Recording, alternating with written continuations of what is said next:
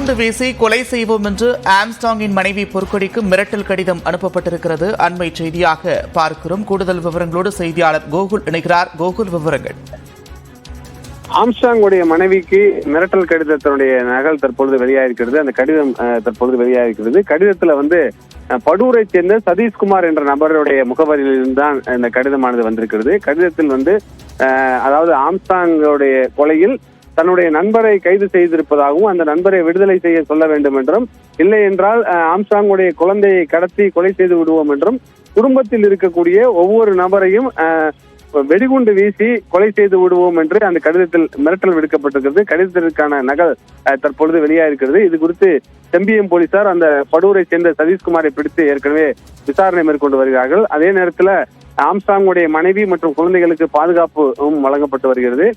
தற்பொழுது இருக்கக்கூடிய தகவல், அந்த கடிதம் மிரட்டல் கடிதமானது தற்பொழுது வெளியாயிருக்கிறது. கடிதத்துல வெடிகுண்டுகளை வீசி ஆம்ஸ்ட்ராங் குடும்பத்தை சேர்ந்த ஒவ்வொருவரையும் கொலை செய்ய இருப்பதாகவும், தன்னுடைய நண்பரை விடுதலை செய்யவில்லை என்றால் குழந்தையையும் கொலை செய்து விடுவதாக அந்த மிரட்டல் கடிதத்தில் குறிப்பிடப்பட்டிருக்கிறது. அந்த கடிதமானது தற்பொழுது வெளியாகியுள்ளது. நன்றி கோகுல், விரிவான விவரங்களுக்கு.